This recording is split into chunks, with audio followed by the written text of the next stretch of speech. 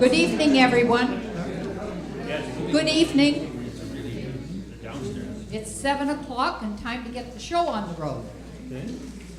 First of all, I'd like to introduce myself. I'm Val Anderson. I'm with the Elphinstone Community Association, Vice President and Acting Chair for this gathering. And I'd like to say welcome to everybody. This looks great, and it looks like we'll have some chairs in the parking lot if this keeps going. And I thank you all for coming out and giving up your exciting evening to come over here and listen to the possible politicians. Let's see. Thank you to Clint Budd, our president, who organized this meeting. And I must say that Clint did step aside to allow for his involvement in his partner's election, Donna McGee, and he stepped aside. He didn't want any conflict of interest happening or concerns in the community, and so that's why I'm stepping in as acting chair. Now, we thank John for taking on and just quickly volunteering to be timekeeper for the evening. We were missing somebody in that category. We thank the Soundworks people for coming out and doing all this setup for the evening. And we really thank all these folk tonight, plus the folk, Donna and Lauren, running for the regional district director position. We thank them for giving up what will be a very time-consuming effort, and to work for their community. It's a big step forward in anybody's life, and we do appreciate all of this.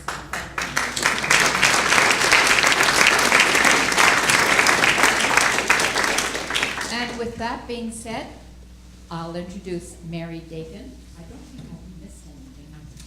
Anyway, Mary is our moderator for the evening. She very, very quickly volunteered for that position. Mary is chair of the APC, the Elphinstone APC, and works very diligently for our community through that position. So I'm turning it all over to you, Mary. You'll explain to everybody what they're supposed to do and carry on. Thank you. Thank you, Val. Thank you all for coming this evening.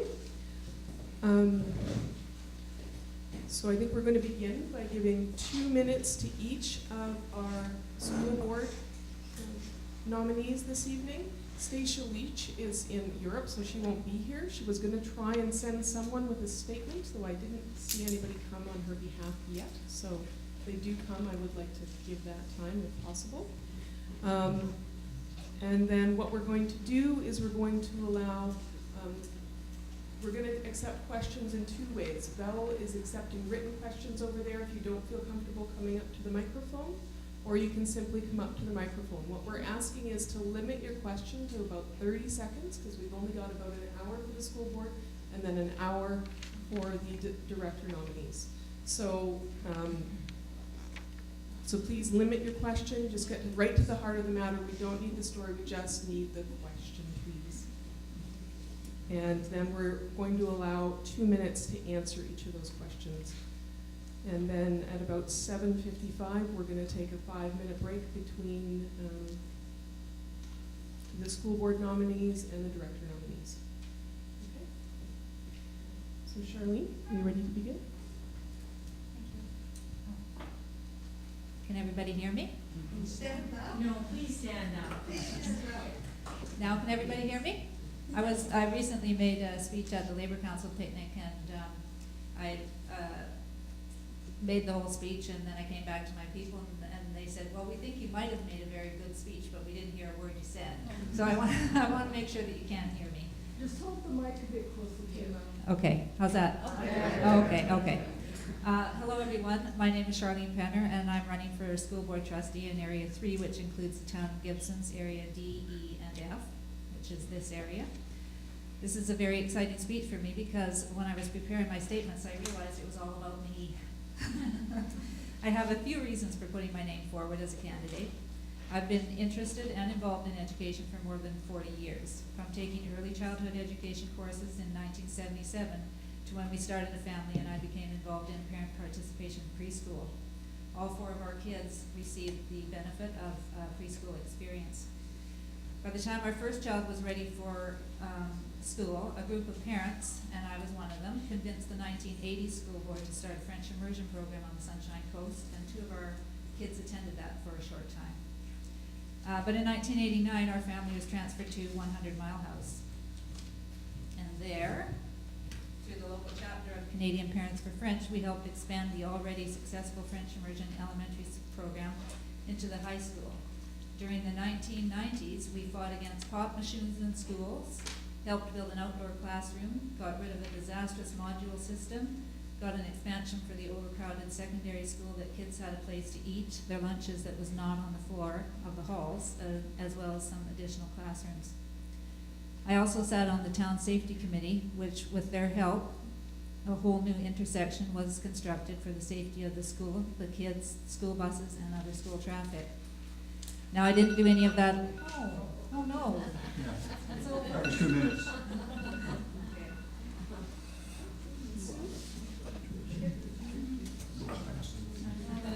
Hello and good evening. My name is Sue Gerard and I am running in Area 3, which again is the town of Gibsons, and areas D, E, and F, Roberts Creek, Elphinstone, and West House I'd just like to share with you a little bit about me, for those of you who don't know me, and I know that a few of you do.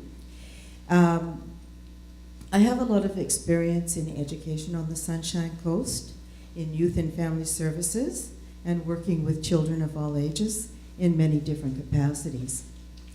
I was a CETA in school district number 46, beginning in the early 90s. So from the front lines and grassroots work to the executive director of Sunshine Coast Breakaway, which was mid-90s to mid-2000, 1995 to 2005, which was a youth and family service working with teenagers on with a vast array of issues and problems, and working very closely with Elphinstone Secondary, with those students that were in there, and the alternative programs. I sat on many community boards over the years. All have been in relationship to children, youth, and families. I believe in an open and transparent communication with all stakeholders in the school district, and which is the kids, of course, staff, teachers, board administrators, and management.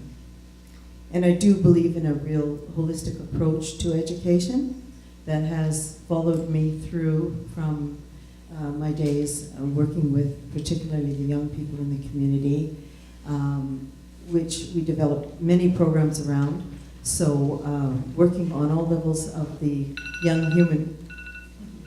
Wow, that went by really fast. Thank you.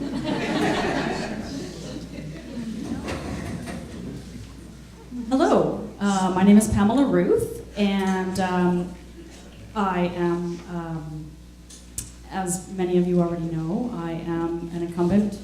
I've been on the board for the last 4 years. While this does not, of course, guarantee me a place in the new election, I am running again in the hopes that that I will be able to carry on the work that I have done over the last 4 years. I have been, my own personal growth in that time has been amazing, and just the things that the board itself has done and that I have been a part of has been absolutely gratifying. One of my main stances is student voice and listening to what the students have to say. I don't feel that being on the school board should be up here. If we're running a school, we need to listen to those that are in the school, and that includes the student voice, the staff and teachers, and of course the parents. Being a PAC liaison and a PAC mom previously, The parents have a voice as well, and over the years I have listened to those voices, and I've made changes, which I'm quite proud of, and I hope to be able to keep that on for the next term. Thank you.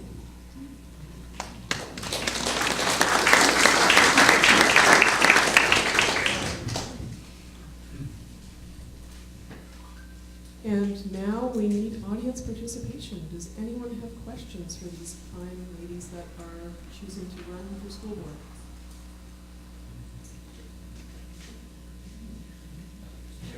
And Mary, is it 30 seconds, you say? My name is Kathleen, and I don't have any children left anymore in the school system. However, I'd like all three candidates to please state what each of their individual priorities would be for bringing to the table, so to speak. What do you see as the most important issue to bring forward as a school trustee? What do you see that you need to or want to fix? So all three of you, please.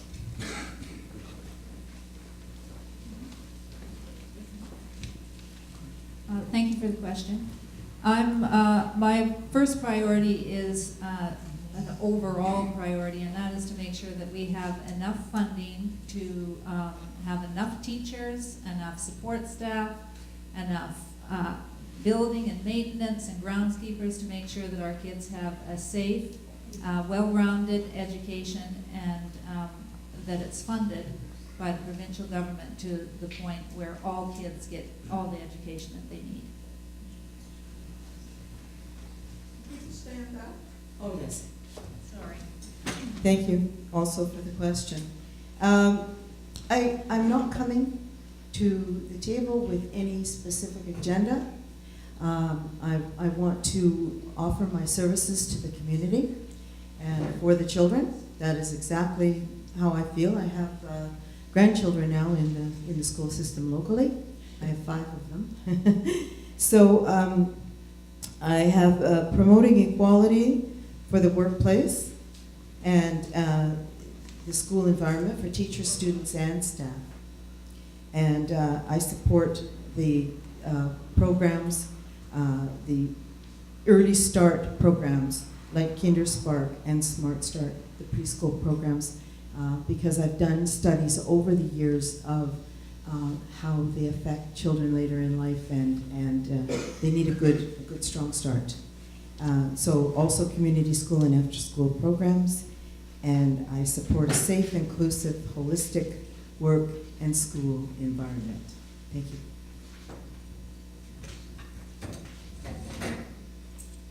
My priorities, I actually have 2. As I mentioned, student voice is very important to me, and the inclusiveness as well. We have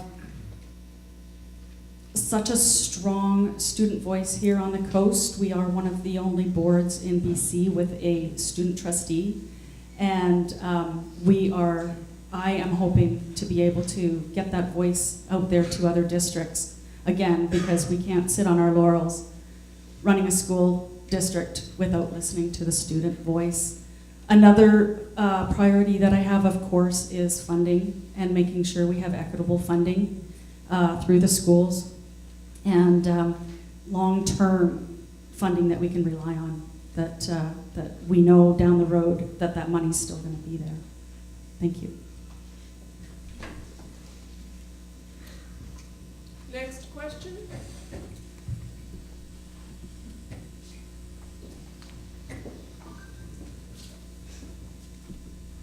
Thank you.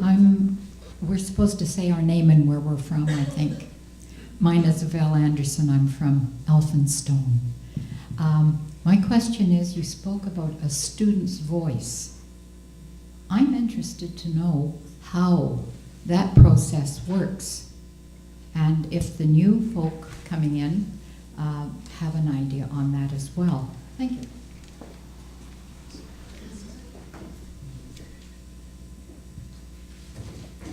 Thank you. That's a really good question. We have, as I said, we have a student trustee. That student is actually voted in from a group of students that are through the district student leadership program. There's usually a grade 11 and 12 student from each of the high schools, which includes the alternative school. And those students meet regularly with the superintendent, and possibly right now as we're speaking, I'm not quite sure exactly when it is, they will be voting for their student trustee. And that student trustee sits on our board. They do not have a vote, but they have a say. And what they do at their monthly meetings is they discuss individual issues. As most of us know, our coast is very widespread. So students at Elphinstone have completely different issues than students at Pender Harbor Senior Secondary. And so they're able to have that voice amongst each other. And we as a board have a meeting a few times a year with them as well. And we have a discussion on what they feel they need and what they feel is going well, what needs to be changed. And we also have, with the student voice, we have, our student trustee is also able to come to our AGM, and again, not able to vote, but they are able to speak to the districts throughout all of BC. Thank you. Can you hear me? It doesn't feel like it's going out there. Well, as I said, working with youth over the years and small children, I have worked with all ages, but I really think that they do need to be heard, and I really like the idea. Well, I'm an avid interest in communications. I love communication, so I think that we need to be able to get to them and be able to talk to the students. I think the board should be involved. I don't know what the criteria would be. Definitely through the student rep. I think it's a great way to connect, and also through the PAC and the DPAC. And I think that, to have a presence in the school is very important, so that it gives the young people an opportunity to be able to speak about their concerns in any kind of venue that you can set up for them. So yeah, I really think it's a great idea, for sure. Thanks. I think the student trustee is a really good idea. I would support it, and the only thing that I would add to what Pamela said is that I would see that maybe more voices and more time spent listening to them. And that would be about it, because I think it's a very good idea, and I'm glad to see that the board has always, well, not always, but has for the last, I guess, couple of terms anyway, had a student trustee.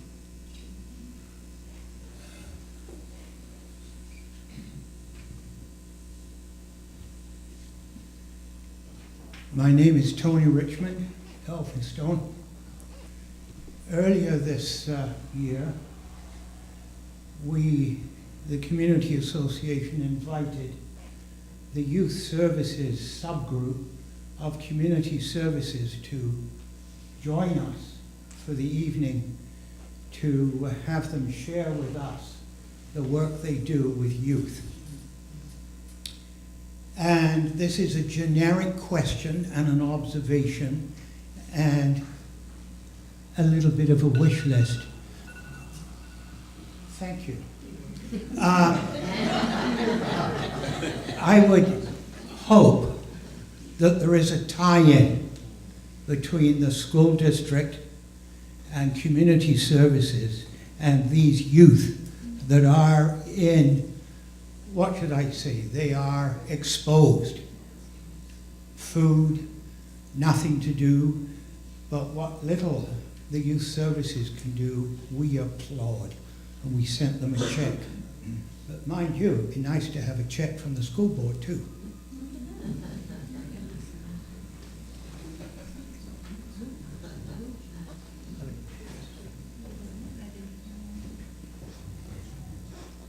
Tony, I'm not sure any of us actually understood a question in that. I was seeking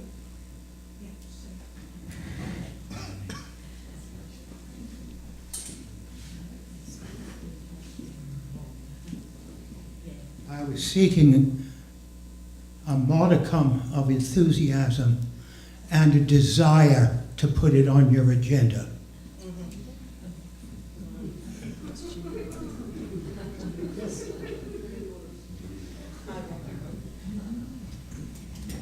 Hi. I think he's absolutely right. I mean, and going back to the day when we did have the support for young people in the community, I was involved, and so it's really hard to say now, you know, how that has transpired and what's happening now. It is my understanding that there are connections, Tony, that there are groups that work together within the community, with community services and the schools, and yes, it's absolutely essential that we have that. My area is in addictions and with drugs and alcohol, but it really isn't. It's very holistic. It's taking care of the young person on a physically, mentally, emotionally, and spiritual level. So it's making sure, like you said about food, are you hungry? All of these things that we don't want anyone to fall through the cracks. And that is what it's all about. And so those connections are very, very important, because it's not just about the academics, it's not just about the learning, it's about a well-rounded young human being, human becoming, human growing. And so, yeah, absolutely, those connections. And so I'm certainly one of the things that really inspires me to utilize that, you know, during the possibility of a term for myself. Thank you very much.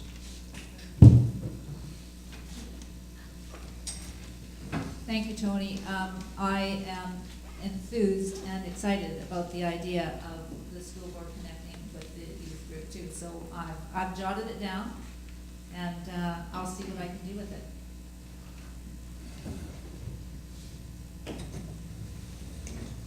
Thank you, Tony, as well. We do actually have quite a few systems implemented regarding youth and troubled youth. Myself, I was one of those ones that fell through the cracks. And over the years, watching my kids go through the school system as well, we were lucky, we were good, and it's not everyone, however, and there's always more we can do. We have programs, as I said, implemented. We have Cool Schools, which is an after-school program. We have Vanessa White, our Director of Instruction, who works on the social emotional learning with our students. There's surveys that go through, and if we're seeing any of the marks, then we find out why. And that's the most important part, is to find out why and to see how we can help. And we are doing everything we can. There's, again, food programs. The PAC is very helpful in a lot of that as well, and the community, the churches. And there's never too little that we can do. There's too much that we can do. Thank you.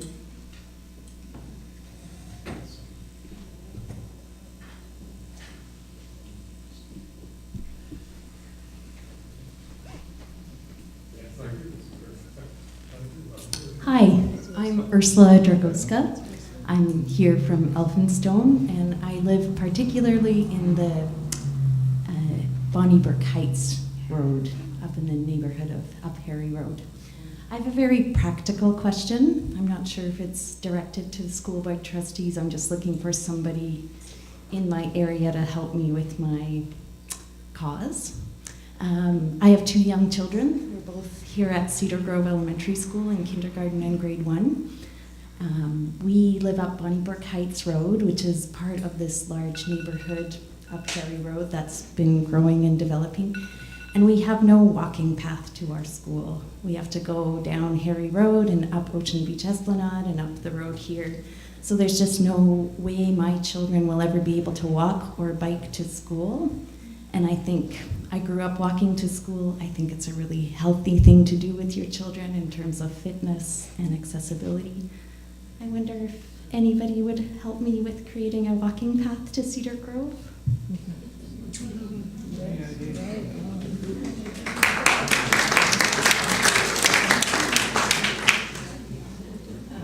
it's a challenging issue, but I just would like to see some movement or attention to it through the gully. Thank you.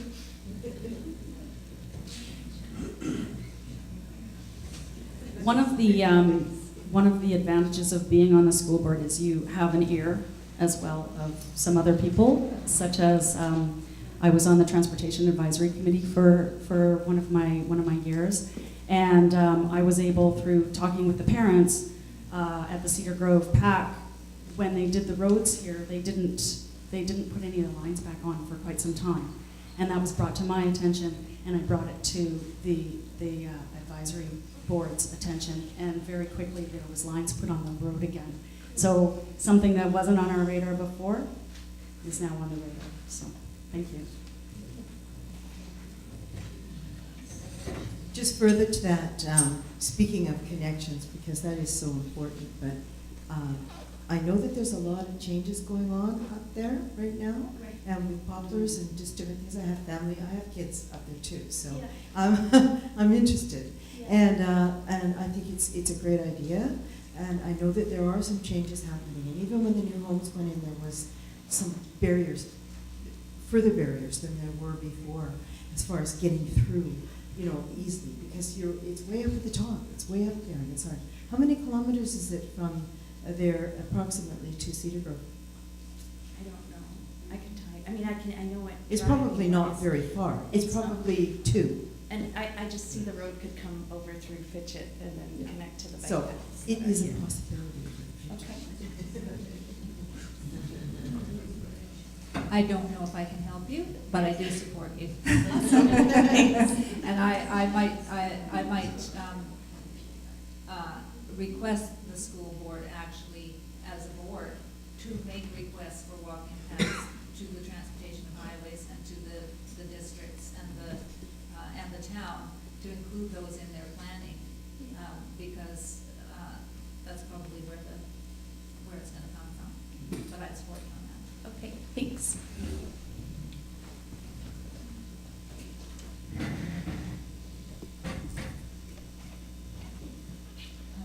Chair, you might ask if there's any written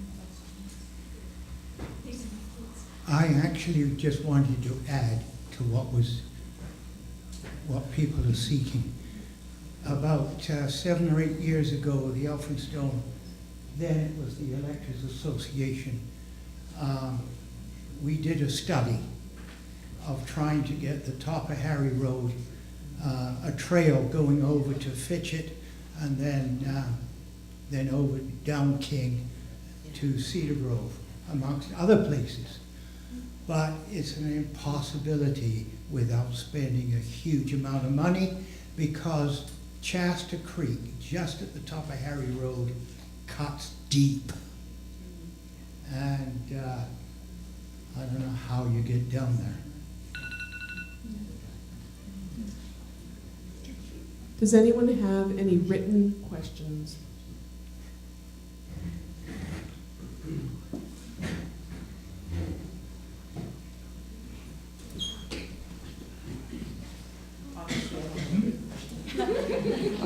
I'm Allison from Elphinstone, and I'm just was moved to say something, ask you more, because you, Charlene, and you, Pamela, both said something about funding.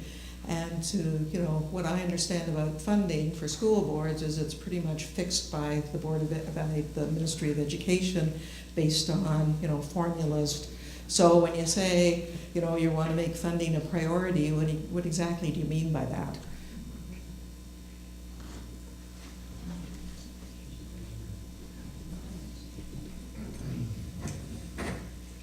So basically, the funding system has just been re-evaluated, and they're now doing the formula. That's a word. Sorry. The funding formula has now been revamped, and what they're doing is they've changed, like it used to be, on the numbers of children and the IEPs, et cetera, et cetera. And the problem with what they're doing with the new funding formula is, as it were, the analogy, it's the same size of pie. It's the exact same amount of money. It's just being distributed differently. So if one district all of a sudden has a higher number that needs more funding, this district over here is going to be losing some funding. So what we're hoping to do as a whole, like throughout the province, is to get more funding. And how we do that is there's our association is the British Columbia School Trustees Association, the BCSTA, and it's when we work together, we're a louder voice, and it's you know, we can work together and just keep going, just keep asking and just keep demanding.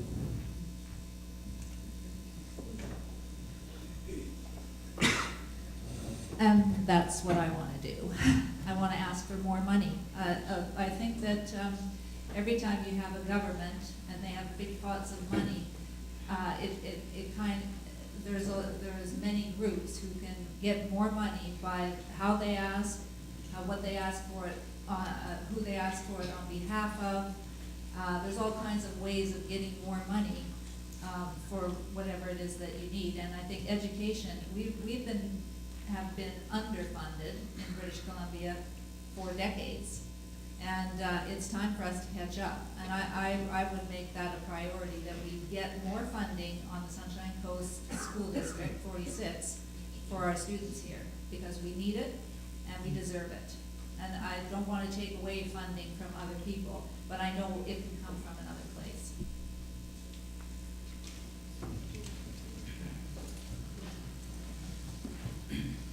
Hi. I have a grandson who will be attending Cedar Grove next year, and I'd like to know what the future holds on the Sunshine Coast for the French immersion programs.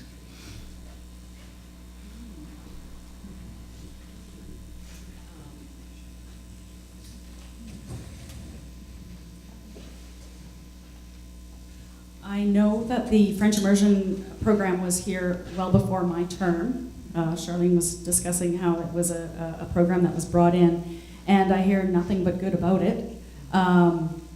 It has not been something that is a priority at this point. We do have the French school up at the Seashell Learning Center area, and so there hasn't been a lot of demand for that, for a French immersion throughout District 46.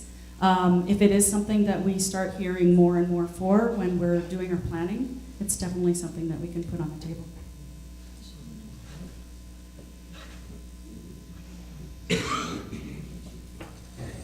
Thanks for that question, Joan.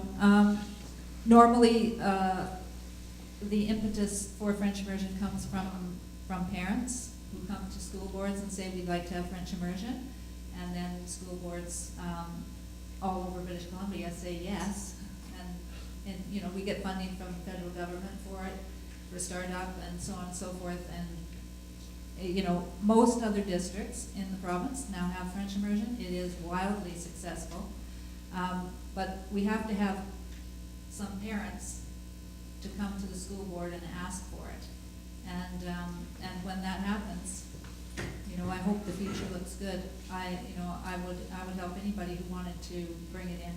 It's an excellent program. It's an excellent way for students to learn a second language, and then a third and a fourth and a fifth if they want, because once you start, there's no stopping you. It broadens their horizons, it increases their brain power, it does everything, a second language. Most other countries know that, but Canada falls a little short on that. So anyway, the future looks good if the parents get going. I just want to quickly add that one of the issues with the French immersion program was that was a busing issue, was getting the kids safely to and from the facility where it was taught. And I think that was one of the things that helped, that started a bit of a breakdown in terms of funding, in terms of getting them safely transported, because a lot of them were very small children. And I know that back in the beginning, there were children that were riding public transit. And I mean, I worked at community living in Seashell for 5 years, and commuted via bus for a lot of the time from Langdale. And there was very small children on that bus. So there was a question about that at the time too. So, I mean, how these things begin to break down and stop gaining the support of the community, that's one of the things that happens. So hopefully if it's requested and it becomes something that everyone really wants again, it can surely happen.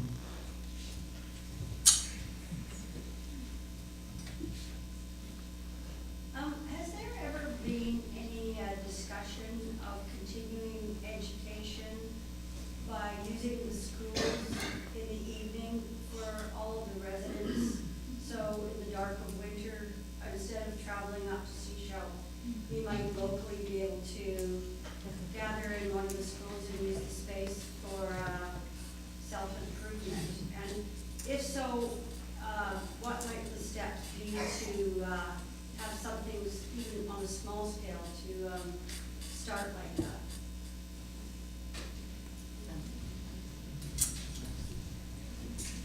I love that question. I did my entire CETA training by school district number 46, night school. I was raising small children in the community, and I was a stay-at-home mom that ran a in-home licensed daycare, and for me it was ideal. And we went out in the evenings to various community schools and schools, Roberts Creek Community School. I mean, I don't even know if it was a community school back in the day, but we went up and down the coast, Half Bay, and got our complete CETA certification at night with night school all through school district number 46. I'm surprised if it's not still happening. I know a lot more things are happening at Capilano College now than there used to be, but I really don't see why. I wasn't aware of the fact that it had diminished, and I absolutely supported 100%. It was absolutely an amazing education. Thank you. I don't know a whole lot about the community schools, but I'm pretty sure that the community schools do offer some programming at night, and I maybe Pamela will correct me if I'm wrong about this. I think that most of them are funded by the people who take them. I mean, you have to pay a fee to take a course or whatever it is, and if they have enough people to take a course and it pays for itself, then they run it. Is that true? Yeah. So, you know, like if you have a particular course that you want to take, you might check out one of the community schools and see if they would offer something like that.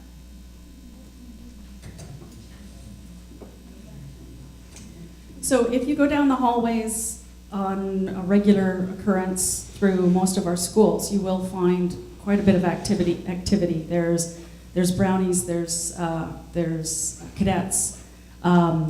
We also have just recently signed the joint use agreement with the SCRD, and so we have that option available for adult learning as well.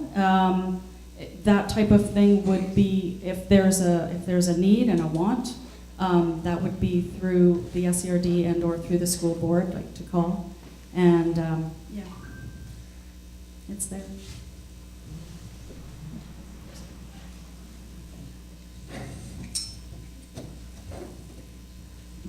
Ron Nilsson from Elphinstone. Back in the late 80s, when our children were in school, the music programs in the schools were decimated by the lack of funding. And I remember the band programs were depleted, and anybody close to my age would remember that. So I don't know where we're at now in relation to the way it was in the 80s, but I'm hoping that there's a commitment by our trustees to improve the music program in all the schools and get it back to at least where it was in the 80s.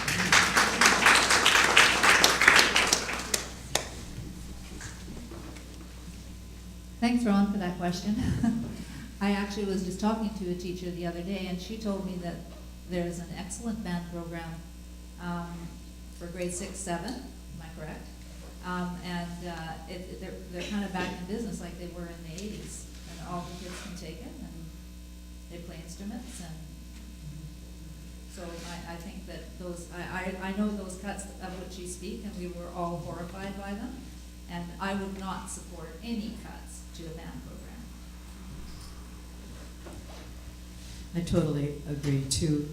Ron and I do absolutely remember there was like a time when we had a fabulous music teacher at Elphinstone, and they had a great band and they were going great guns, and then all of a sudden the whole thing just diminished.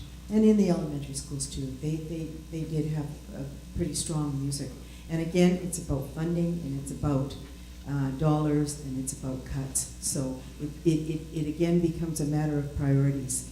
And one of the items on my brochure is that the arts and music is so important for our young people. So yeah, I hope that that's something that we can really bring to the table. Thank you. Thank you. One of the things with the music programs was when I first started 4 years ago, we made up our strategic plan, and how we did that was we went through the community, and we had sticky notes everywhere with posters up on the wall, and we listened to the parents, we listened to the community, we listened to the staff, we listened to the students. And one thing that we didn't expect that kept coming up over and over was music. And music was actually put on our strategic plan. And so over these last 4 years, it has been more and more and more. In fact, there's now a joint endeavor for musical theater. And last year was Joseph's Technicolor Coat. And Chattel H Secondary has that amazing auditorium. And this year coming up is Fiddler on the Roof. So these are not, those, they're really good. The students are loving it. And it's not just inclusive, or it's not just one school, they're working together. They have music teachers from different schools that are coming in and sharing their strengths. And so we are listening. And the elementary schools have the glockenspiels. I have to say, those are like my total favorite. Nothing like a Christmas concert with 36 kids playing on the glockenspiels. It's awesome. So music is important to the district, and we do listen. So thank you.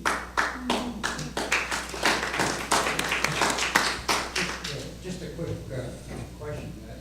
Is there a music teacher in every school now? There's a music teacher in every school, not full-time. They, some of them do have the high school has the full-time, not even full-time, they do kind of share their spots because some of them do teaching as well.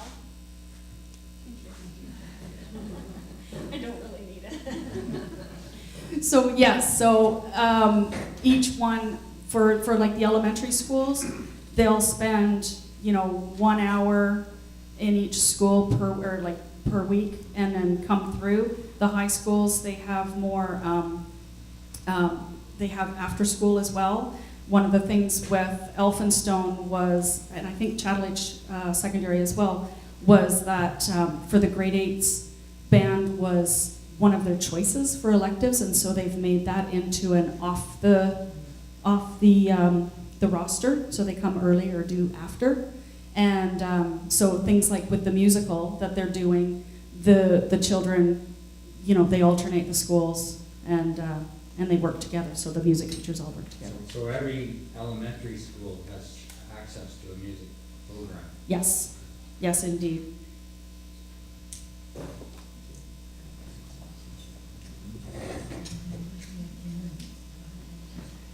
My name is Marilyn. I'm from Elphinstone. In years past, there were a lot of cuts to the counseling at schools. I am wondering what the current situation is for counselors in the schools, because they're needed very, very badly.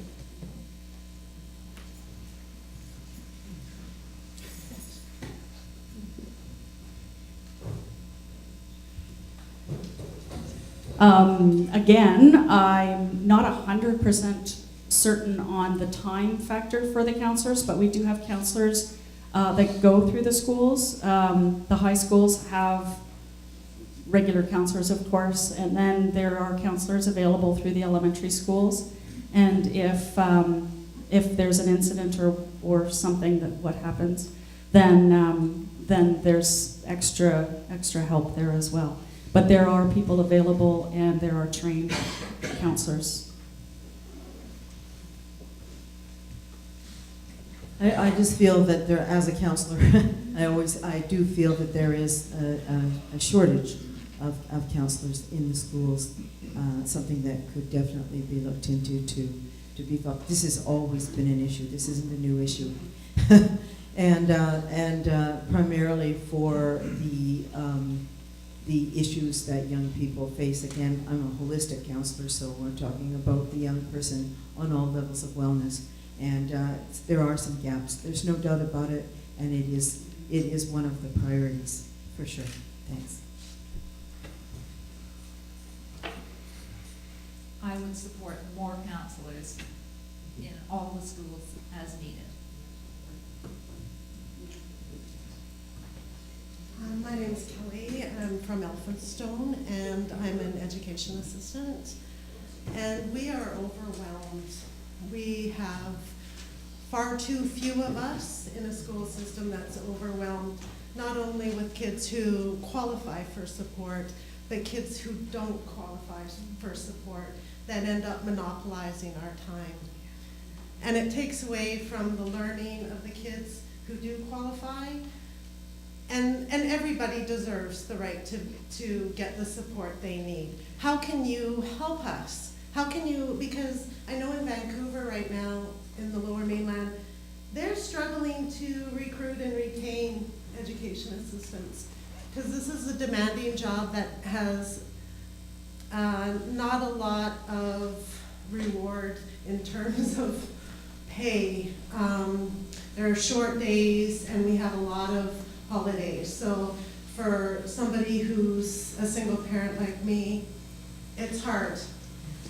How can you help us in the school do our job effectively for everybody? We want to help everybody.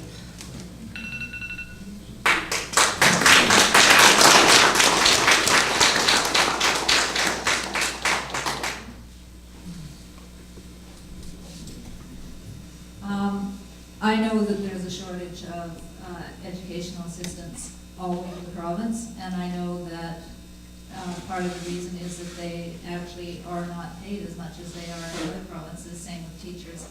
And I think that what we need to do is we need to train more, that's for sure, and that training can be done right here in this community, as we've just heard.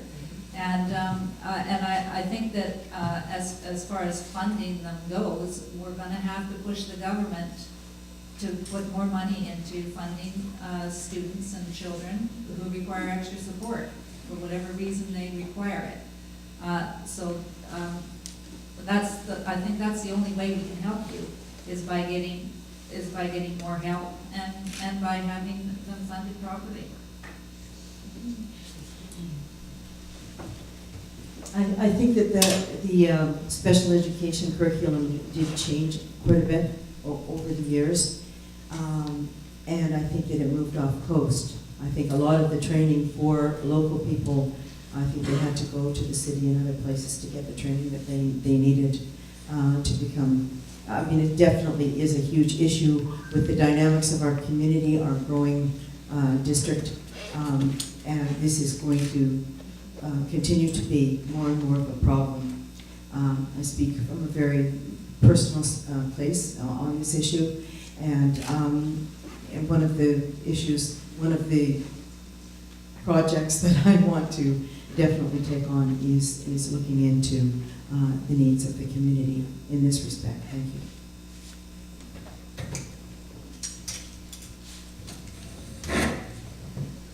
I think one of the main problems as well is the opportunities here on the coast for school, for going to school. I know that the program up at Capilano U is only every 2 years or so, and then it's a matter of getting those people placed and keeping them as well. I've known quite a few EAs that have actually left the coast. So it is something that is a big concern. Much like having the counselors in the school, it's about having everybody there to pick up the slack, to help, and to be trained properly in, again, social emotional learning, and being empathetic and just helping. But we need the funding in order to get more, for sure. Thank you.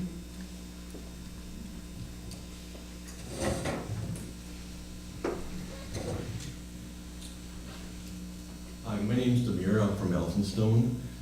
It's nice that you want to help have more educational assistants, counselors, help someone get a path through picture. These are great things, but the budget is fixed. So by doing that, you're going to have to make sacrifices somewhere else. So I'd like to hear from each of you which services you'd like to have seen increased, and which services are you willing to sacrifice a reduction in the budget to pay for the services you wish to have increased.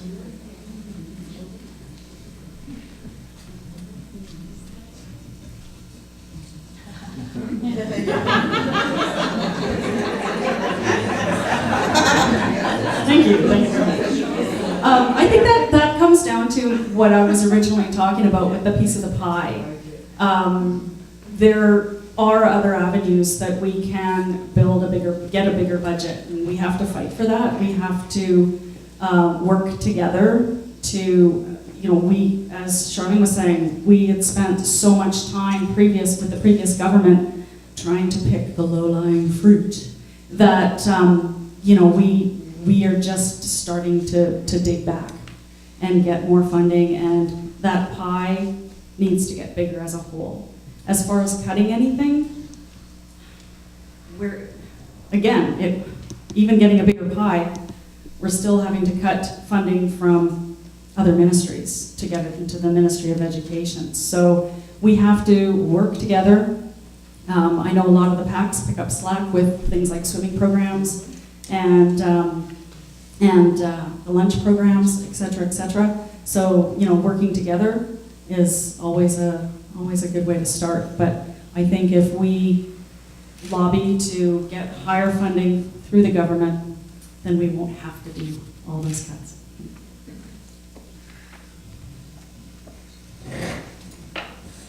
I'm not willing to cut any services to students, none. I'm only willing to increase services to students. So I guess the only thing I'm really willing to do is to work hard to make our piece of pie bigger. And I think it can be done. I honestly believe that.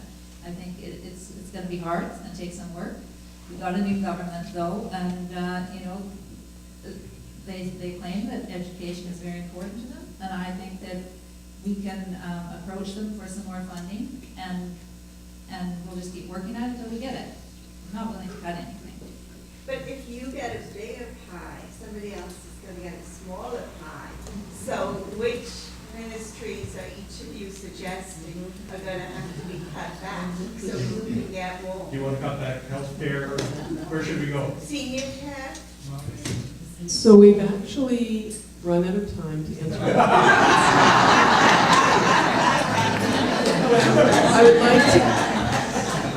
I would like to give each person about 2 minutes to summarize what you hope to do as a director or as a school trustee. Are we starting with me? Sure.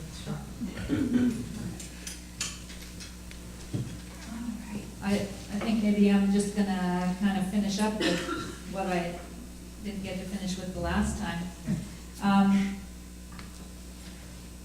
Just a minute, don't start the timer yet. Okay.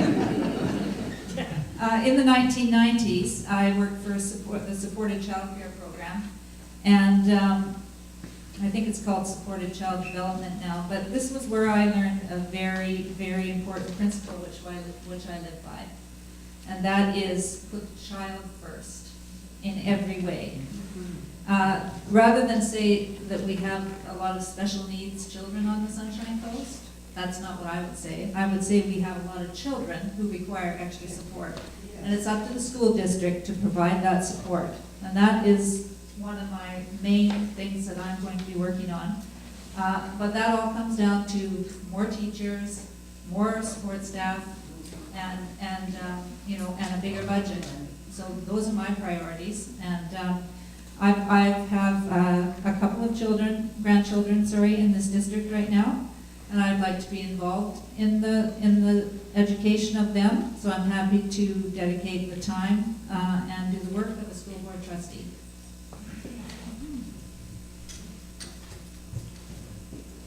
In wrapping up, I would just like to say, and I didn't finish my stuff either, but you've got a pamphlet. I hope that you have a chance to take one.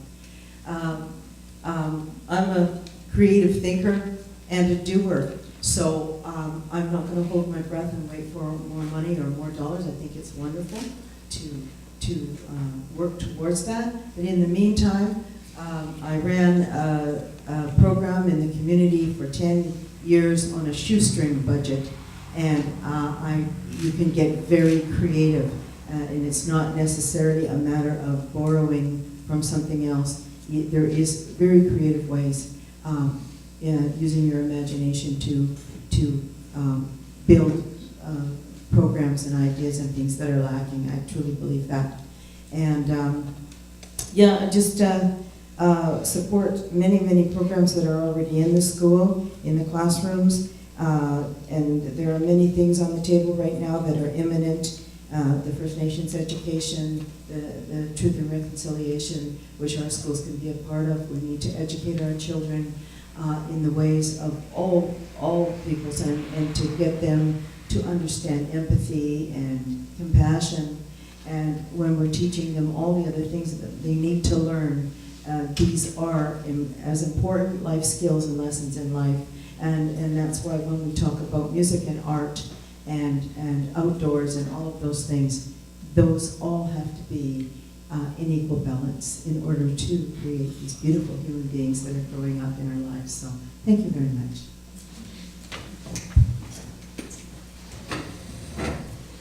So in closing, I just wanted to reiterate that one of my main factors over the last few years has been to listen to the students, to listen to the parents, to listen to the community, and to take action on those concerns, on those issues. And over the next 4 years, I plan to grow. I plan to help even more, and get that funding that we're talking about, to make that pie bigger, to help with, as you were just saying, there's grants out there that we can get as well, and to be an advocate for the schools is the most important part of this job, to advocate for the students and for the staff. Thank you.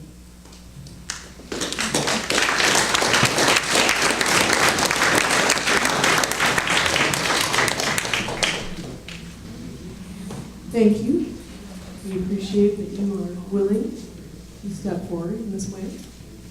And I'd like to say we're going to break for about 5 minutes while we let these fine people leave the stage, and then our next group, the nominees for director, will be up here. So take 5 minutes, get out, walk around, use the facilities, and we'll be back.